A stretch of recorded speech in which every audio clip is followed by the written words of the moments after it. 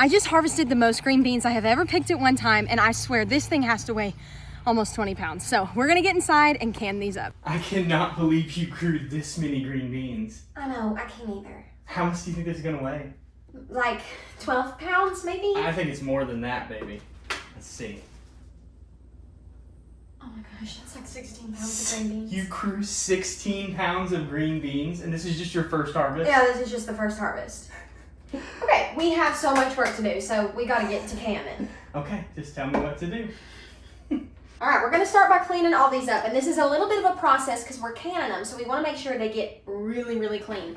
So I have my salad spinner down here because I think that's the best way to wash these. And I'm just gonna do them in batches and fill this up with water, just plain old water first. After I've got them rinsed, I'm gonna dump them out on this towel and let them kind of start air drying. They won't dry completely because we gotta break them and keep this going tonight. But we're gonna let them get to kind of drying and then we'll break them. Okay, baby, what can I do?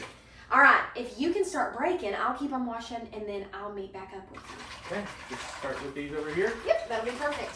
Okay, we have all the green beans washed. All of these right here, and back here, Chris has started breaking some of those. So we can't stand here and break all these beans because first of all, we'll be here forever and we need to chill and make this enjoyable. Don't you think? I think so. So I was thinking that we could just camp out on the couch and turn on a fun show and break them on the couch. How does that sound? Sounds like a plan. Okay, let's do it.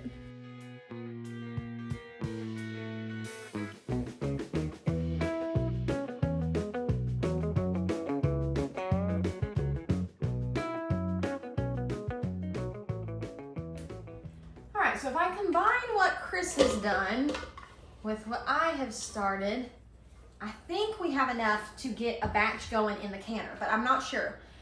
I do think that this will probably take 2 cycles of our pressure canner. And since it is quite a long process and it's already almost 8 p.m., I want to get 1 batch going. So I'm going to leave Chris to keep on breaking and we're going to go in the kitchen and get started. All right, good luck. Thank you. Now before I get to fill in my jars, I just splashed vinegar on myself. Before I get to fill in my jars with the green beans, I need to do 1 more bath for them just to make sure they are totally clean. So I have my bowl down here. I'm gonna add just a little bit of vinegar. And we have our broken beans right here. So I'm just going to pour those into this little vinegar bath. I'm gonna let them soak. I like to kind of agitate the water just a little bit to make sure that they're getting good and washed. Okay, we'll let these soak for 1 minute. All right, we're gonna drain these beans and give them one last really good rinse. Now we're gonna be raw packing our green beans, which basically means we're putting raw green beans into our jars instead of cooking the green beans first and then packing them into the jars. So I have got my jars in my canner. I can fit 9 pint-sized jars in our canner, and I don't know how far the green beans will go, so that's why I just want to go ahead and get an idea. But I've had these heating up here on the stove because you want to put hot food into hot jars. And even though our green beans aren't hot, we're gonna fill them with boiling water before we put them into the canner. And I've got my boiling water right here on the stove beside me. All right, so what I'm gonna do now is just fill my jars with my green beans.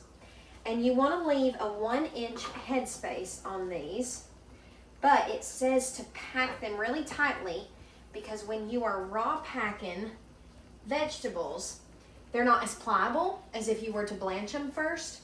And so they will shrink down, and you want to try to get rid of as many air bubbles as you can too. So we're going to get these filled up, and I'm going to try to pack them in there as tightly as I know how to do. Now we're going to take our boiling water and we're going to fill sugar fart. I about splashed that on me. We're going to take our boiling water and we're going to fill these jars to just about 1 inch of headspace. We're gonna try to remove as many air bubbles as we can with our spatula afterwards, but right now we're just filling them up. And then we go in with this little spatula, and we're just gonna push this all along the sides of our jar and all in between our beans. And this is gonna make sure that all those air bubbles come up to the top. And we might have to adjust our headspace after we do this, which is totally normal. Once we've got our headspace right, we're gonna go in and top these with 1 teaspoon of salt. This is optional, but I like salted green beans. Once we've got that salt in there, I'm gonna wipe the rim with some white vinegar. And that just cleans it and makes sure that nothing would prohibit a good seal. Put our lid on and put our ring on, and we're turning that just till we meet resistance. You just want it fingertip tight. So I'm gonna finish that with all of these and put them back in our canner and just repeat this process until they're all done and in the canner. All right, I got my ball canning guide right here to make sure I'm doing this right. So what we're gonna do here, we're gonna go ahead and turn this up. I wanna make sure I can see through my vent pipe, and I can. All right, all that looks good. So now what we gotta do is put this lid on, and I've done this before. This is actually just the second time that I have pressure canned anything. And I remember one of the most difficult parts was figuring out how to get this lid on. There we go. But now we have to turn and lock it into place. So I'm gonna turn the heat down, because this is where it gets hard. This is burning hot, and you've got to turn this to lock it. And I remember last time I did it, it was not the easiest thing in the world, and it's not going to be again. So I'm going to have to call in reinforcements. Chris, will you come help? Yep. Okay, you did it so easy. Yeah, and then you just spin it like that. Okay, wow, you made that look easy. So you put the arrow there and then spin. And then spin. Yeah. Okay, now we're turning up the heat, and this is what our instructions say. I still have to read them because don't want to blow up my kitchen or myself.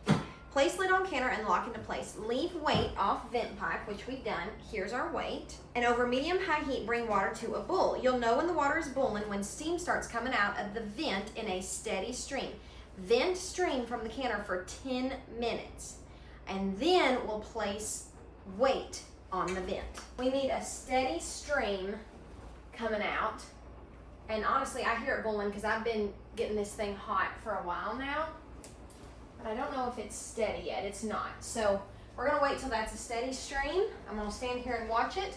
Once it's a steady stream, I will set the timer for 10 minutes. All right, so this has been going for 10 minutes. So now I'm going to put the pressure regulator on. And what we want is for this vent to start, actually it's not this vent, it's this pressure regulator to start gently rocking back and forth. Now this little top thing has come up. I'll bring you in so that you can see. And that means that there is pressure present in the pressure canner. But we haven't achieved 10 pounds of pressure, which is what we need for this recipe, until this starts rocking.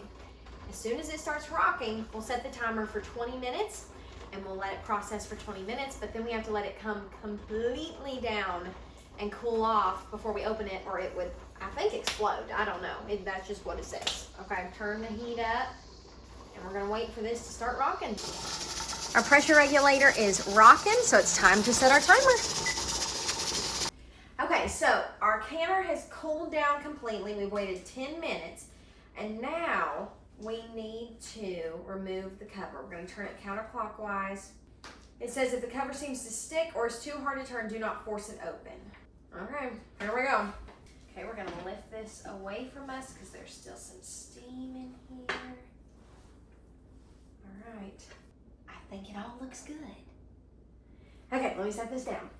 All right, these jars are super hot still, and we don't want them on the counter, so I'm going to put them on this little wooden cutting board to make sure I'm doing it right.